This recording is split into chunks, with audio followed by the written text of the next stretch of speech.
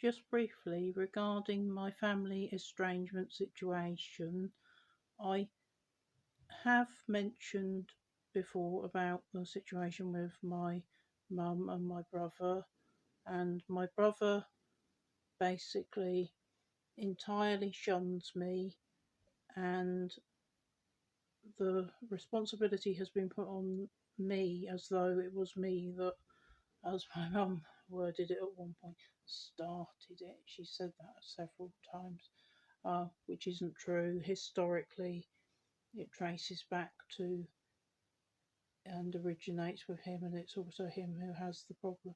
And his problem basically is that he has anti mental health views, and it originated while I was still living at home, when we were both still living at home, if you want to call it home, the origin sort of family home.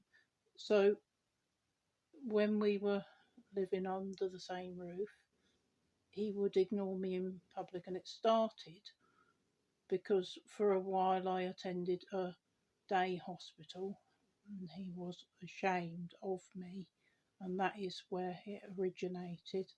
There were things even prior to that, but that was because when I was drinking, it caused problems for my mum. So, in general, she didn't like me being under mental health services. She's all for it now, but when it was under her roof, she didn't like to deal with those kind of services because of, yeah, it's just that they were all and are all kind of a little bit mental illness, sort of phobic or whatever. It's a difficult situation, but basically, anyway, because the drink was causing her problems, this is when I was 19. She had a phase when it didn't last long. I wasn't even there long, but she tried to get me sectioned, but there was no reason to section me. They ended up recommending that I went voluntarily to this day hospital, which I did for a while. I'm not ashamed of it, but it didn't do me much good. And I left there, and basically that was the start of my brother shunning me. It might also have been because I did drink. I did drink. I will not say that I didn't drink, but I've been teetotal for a very long time. But somewhere along the line, he decided that I was a shameful person that he didn't want to deal with, and he was he was already shunning me even when we were under the same roof. And he would, like, there was an incident like when we were on the same bus and I was coming home from the basically from the day at the day hospital, and he was coming home from a course that he didn't persist with but was paid to be there, even though he didn't have to work part time, which I would have done to do a college course. But anyway, there's a whole story, and I can come out with all the resentments and injustices, and I just it just in the end, it just makes me sound petty, but they're real. But if I went into them all, it would take all day. He's favoured over me, so it's going to be that we didn't have the same experience, and sometimes it's a bit of a shock. It's like, so that was the case with me, but that was the case with him. Anyway, so he was doing this course which he didn't actually see through, which if it was me, that would have been made the end of the world. But that's why he was on the same bus as me, and he was talking to some people on there and chatting up some girls, whatever, and he completely blanked me out as though he didn't even know me at all, even though I was his sister, who had been there all his life, and even though that, and there were other times when he used to see me in the street when the same thing would happen.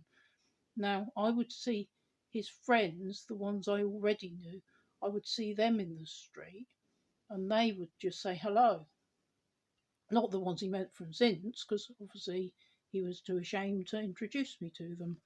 Now, it's not nice to be treated like this, and it's not nice that, I mean, the extent to which my mum favours and covers for him and won't see any fault in him.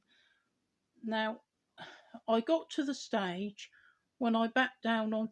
I thought that withholding my phone numbers from him, which the mobile phone number no longer works anyway, and so. But anyway, I thought that keeping back my phone numbers would eventually make her realise, because I was just saying, look, I'll give you I can't trust you to just not any way I explain it makes me sound ridiculous, but it's them that's originated the situation. I was just like, well, I'll give you my number, but I can't trust you not to share it with him, because she wouldn't guarantee she wouldn't share it with him. And I said, well, I'll give you my number and my email if you guarantee that you won't share it with him until he is prepared to give me his phone number. I mean, how many people don't have their own brother's phone number and address? And he used to send these really pathetic emails, which were an absolute insult. And it was just like, no, you give me your phone number. I'm not being treated like a second class citizen that you can't trust with your. If he won't even give me his phone number or his address or tell me anything about any aspect of his life, then what sort of relationship is there?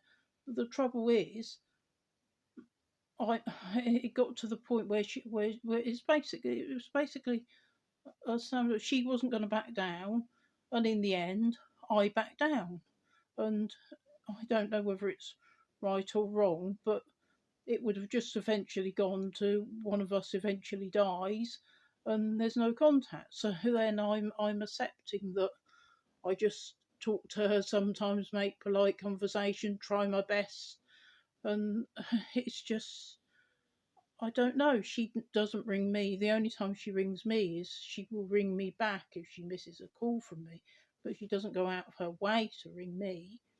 And it's just it's very, very cruel.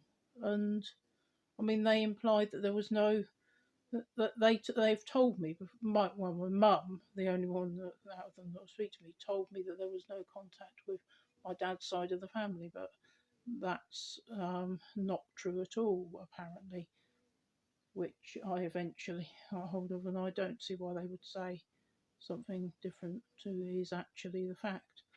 But I don't know. I don't know how to express any of it without making myself sound like I'm the ridiculous one. But I've been made very ill. I've been made to feel very isolated, and it is simply because my brother objects to me because of my mental health issues that I've had in the past, and he objects to that. He's ashamed of me for that. And they can say ashamed of me for drinking, but I haven't drunk for a long time. So you could say historically they're ashamed of things I've done when I'm drunk. But it's like, I'm sorry at this point, get over it, because it was a long time ago. I'm completely teetotal, long term, which is more than most of them are. And just get over it. Very, very sorry for anything I've done that was offensive when I was drunk. What more do you want? At the end of the day, that's not an adequate excuse. It really isn't. And shouldn't you say, well done for not drinking? I don't think a single family member has ever actually said that I mean, obviously my husband and carer Colin, but other than him, I don't think any of them have ever said, well done for quitting drink, well done for being sober for so long. It's like, well done for recovering from being raped multiple times and all the different things, but well done for writing a novel. That would be a start. It's like everything I do, I don't know, it's just, it's difficult, and it's difficult being the one who is shunned. It is just difficult being shunned, and people think that these people, like my brother and my mum, they think that they're such good people, but they don't actually see the full picture. And to all the extended family out there, all the aunts and uncles and cousins who are completely shunning me, and I'm not even allowed to know who my own second cousins are. Which, how much would that hurt them? You're not even talking about contact, you're just talking about knowing they exist. Well,